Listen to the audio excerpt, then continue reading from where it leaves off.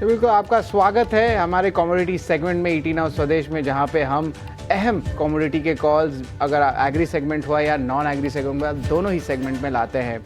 अब चलिए खबरों वाले जो है न्यूज़ पे फोकस कर लेते हैं। यहाँ पे सबसे पहले जो है जीरा के आंकड़े की बात करें, लेकिन ये सारी चीज़ के पहले मैं बता देता हूँ आपको कि जो लास्ट ट्रेडिंग सेशन है, प्रीवियस डे का जो ट्रेडिंग सत्र रहा है, उस लेवल्स पे जो है हमने एनालिसिस की है और उस हिसाब से आपको बता रहे हैं अभी करंट प्राइसेस में क्या मूवमेंट आ सकता है। जीरा की बात करें तो कल के सत्र में 20,600 के करीब ये आंकड़ा गया था। ऊपरी स्तरों से यहाँ पे मुनाफा वसूली देखने मिल रही है।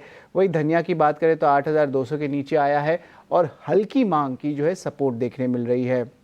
हल्दी के बाद जो है आप ग्वारगम की बात करें तो यहाँ पे जो है ऑफकोर्स देखेंगे कि लगभग 10,100 के करीब ये आंकड़ा आया है और एक्सपोर्ट को लेकर जो है चिंता अभी भी बरकरार है। ग्वारगम सीड 5,350 के नीचे हल्की नरमी से रुख जो है बरकरार है। कैस्टर सीड की बात करें तो 6,320 रुपये के करीब है और इंडस्ट्रियल मांग में जो है सुधार देखने मिल रही है। वही कपास की 1480 के करीब है और आइस कॉटन की प्राइस जो है 67.5 सेंट के करीब है। कपास खाली की बात करें तो 2710 के लेवल्स पे है और खपत में सुधार का जो है सपोर्ट देखने मिल रहा है। कॉटन वॉश ऑयल 1220 के लेवल्स पे है और हाजिर मांग अभी भी कमज़ोर है। और आखिर में मेंथा ऑयल के बारे में बात करूंगा। यहाँ पे 920 के नीचे जो है आंकड़ा आ गया और वॉल्यूम जो है अभी कमज़ोर देखने मिल रही है क्योंकि मांग जो है वो सुस्त है। तो एग्री सेगमेंट की तो हम बात कर लिए, लेकिन नॉन एग्री सेगमेंट की भी चेक्स कर लेते हैं। ऑफकोर्स यहाँ पे गोल्ड प्राइजेस की बात करें तो कल जो थे MCX गोल्ड प्राइजेस में जो है हम देखें थोड़ी बढ़ोतरी देखने मिली थी और आज भी देखें तो थोड़ी सी कूल ऑफ ज़रूर हुई है MCX गोल्ड प्राइजेस की। अभी ऑन द हायर साइड पे है, 85,800 के ऊपर लेवल्स पे जा रही है। गोल्ड के अलावा अगर क्रूड की बात करें तो क्रूड में जो है थोड़ी सी जो है ग्रोथ देखने मिली है। कल ऑफकोर्स US CPI का डेटा भी आया था और इम्पॉर्टेंट ग्लोबल की मूवमेंट्स देखने मिल रही है और अब करंट लेवल्स पे देखें तो लगभग 1% की गिरावट पे है। तो हमने तो ऑफकोर्स क्रूड की बात कर ली, गोल्ड की बात कर ली, लेकिन मेटल्स कैसे मूव कर रहे हैं उस पर भी नज़र रखते हैं। खास करके जिंक स्पेस पे यहाँ पे कॉल्स भी आ रही थी कल की बढ़ोतरी थोड़ी देखने मिल सकती है और आज देखें तो टुवर्ड्स द ग्रीन साइड जो है आपके MCX कॉपर साइज में भी हैं। लेकिन अब जो है अब चलते हैं हमारे गेस्ट के पास। हमारे साथ जुड़ रहे हैं टेक्निकल IQ के अखिलेश जैन जी, जो हमें इंपॉर्टेंट कॉल्स बताने वाले हैं। नमस्कार अखिलेश जी, आपका स्वागत है हमारा कमोडिटी सेगमेंट में। आपके इंपॉर्टेंट ट्रेडिंग कॉल्स क्या हैं, ज़रा बताएं।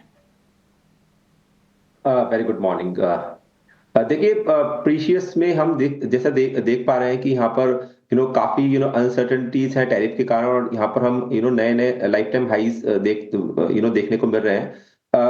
एक दो सत्र पहले यहाँ पर 2940-42 के आसपास से हमने एक कूल ऑफ देखा, जिसका जो मेन कंसर्न था वो कहीं ना कहीं रुपया का अप्रिसिएशन था। तो वहां पर हमने एक कूल डाउन देखा, बट जैसा कि ओवरऑल सिनेरियो इसका काफी बुलिश लग रहा है और यहाँ पे इसने एक रीसरफेस किया 2880 के आसपास। तो मुझे लगता है कि जो लोज बने थे कल के 2880 2875 के आसपास, वो मुझे लगता है कि एक बार बेस का काम करेंगे और इसके नीचे मुझे अभी गोल्ड जाता हुआ नहीं लग रहा। ट्रेडिंग अगर व्यू की बात करें तो मुझे लगता है कि 29 के ऊपर यहाँ पर हम सिग्निफिकेंटली गोल्ड को ट्रेड करता हुआ देख रहे हैं। तो यहाँ पर अप टू 29 529.10 कॉमेक्स स्पॉट के भाव से अगर गोल्ड मिलता है तो वहां पर आप बाय करके काम करें। इसका जो स्टॉप लॉस है 2899 के नीचे का आप रख सकते हैं। मुझे लगता है कि ये वापस से एक बार जो लाइफ टाइम हाई बनाया इसने 2942, उसको रिटेस्ट करना चाहिए। तो बाय ऑन डिप्स की रिकमेंडेशन है गोल्ड के लिए, पोजिशनली भी as well as short term के लिए भी बाय करके काम कर सकते हैं। वहीं सिल्वर के अंदर भी मुझे लग रहा है कि मोमेंटम थोड़ा सा पॉजिटिव रहेगा। हालांकि अंडर परफॉर्म रहा है, बट स्टिल मुझे लगता है रिस्क रिवॉर्ड के हिसाब से सिल्वर को भी बाय करके काम करना चाहिए। यहाँ पर आप थोड़ा सा डिप आने पर अराउंड 95,300 200 के आसपास मिलता है, तो वहां पर सिल्वर को बाय करके काम करें। इस पे जो स्टॉप लॉस रहेगा वो 94,000 750 का आप प्लेस कर सकते हैं। ग्रेजुअली भाव मुझे लगता है कि 96,000 96,800 के आसपास आज और कल के सत्र में देखने को मिल सकते हैं। और क्रूड के जो है क्या इंपॉर्टेंट लेवल्स लग रहे हैं, यहाँ पे कुछ ट्रेडिंग अपॉर्चुनिटीज बन रहे हैं? देखिए, क्रूड का ओवरऑल जो स्ट्रक्चर है और जो लाइक डिमांड साइड में है, वहां पे काफी ज्यादा वीकनेस क्रूड के अंदर दिखती है। जैसा कि हमने फर्स्ट फेज के अंदर क्रूड को अराउंड 7,000 से लेकर 6225 के आसपास आते देखा। मुझे लगता है कि ये जो इंपॉर्टेंट सपोर्ट था कल के सत्र में क्रूड ने ब्रिज किया और यहाँ पे एक आज फॉलोअप भी देखने को मिला है। तो मुझे लगता है कि टेम्पररी शॉर्ट टर्म के लिए 6225 एक इंपॉर्टेंट रेजिस्टेंस की तरह काम करेगा और हर उछाला यहाँ पर बेचने के लिए यूज करना चाहिए। जैसे मैं पिछले शोज पे भी कंटिन्यूस कह रहा हूँ कि मुझे अच्छी खासी इसमें मंदी लगती है। अगर लेवल स्पेसिफिक बात करें तो मुझे लगता है कि करंट मार्केट से अप टू इसमें 6225-30 की रेंज तक भी क्रूड मिलता है तो वहां पर सेल करके काम करना चाहिए। पोजिशनल स्टॉप लॉस 6315 का इसमें प्लेस कर सकते हैं। मुझे लगता है ग्रेजुअली 5975 से लेकर 5750 तक की लक्ष्य भी यहाँ पर इस क्वार्टर में देखने को मिल सकते हैं। तो ओवरऑल सेंटीमेंट नेगेटिव है, इसमें सेल ऑन राइज का रिकमेंडेशन है। जी बिल्कुल। और अखिलेश जी, मेटल्स पे आपकी क्या राय रहेगी? बहुत वॉलेटिलिटी देखने मिल रही है, टैरिफ्स का भी माहौल चल रहा है, चाइना के भी बहुत सारे जो है मैक्रो अपडेट्स देखने मिल रहे हैं, लेकिन मेटल्स जो है वॉलेटाइल ज़रूर है, लेकिन यहाँ पे कहाँ पे कमाई के मौके मिल रहे हैं? देखिए, स्पेसिफिकली कॉपर की बात करें तो मुझे लगता है कि एक लॉन्ग टर्म स्ट्रक्चर एक कंसोलिडेशन उसने एक ब्रेकआउट करके काम करा रहा है। हालांकि अभी वहां पर वो रीटेस्टिंग कर रहा है, जैसे कल के सत्र में भी हमने इसको 852 के आसपास आते हुए देखा। तो कहीं ना कहीं मुझे लगता है कि कुछ दिनों के मूवमेंट के बाद यहाँ से एक फ्रेश ब्रेकआउट, एक अच्छा रैली यहाँ पे कॉपर में दिखना चाहिए। हालांकि केवल इमीडिएटली ट्रेडिंग की बात करें तो यहाँ पर सेल करके ही काम करें, अगर इंट्राडे की बात करना चाह रहे हैं तो। भाव अभी अराउंड 864-65 के आसपास चल रहे हैं, तो इसको अप टू 867 तक आप सेल करके काम कर सकते हैं। 871 के इस ऊपर के इसमें स्टॉप लॉस प्लेस करें। मुझे लगता है कि 850 के नीचे इसके भाव देखने को मिलने चाहिए।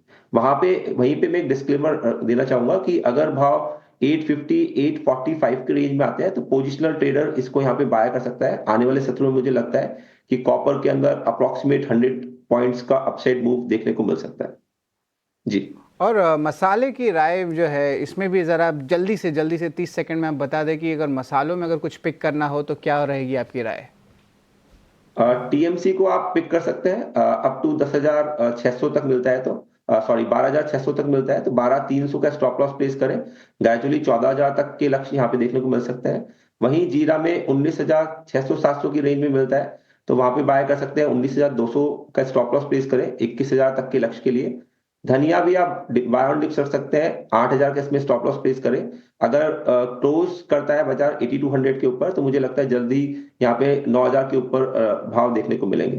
तो तीनों ही मसालों में बाय ऑन डिप्स करके काम कर सकते हैं। ये बिल्कुल इम्पोर्टेंट अपडेट, तीनों मसाले सेगमेंट्स में जो है बाय ऑन डिप्स की राय है। धन्यवाद सर, आप हमारे साथ जुड़े 18 हाउस स्वदेश में और हमारी कमोडिटी सेगमेंट में जो है आपने इम्पोर्टेंट कॉल्स दिया और दर्शकों को कमाई के मौके के ऊपर अपनी राय दी है। लेकिन अब चल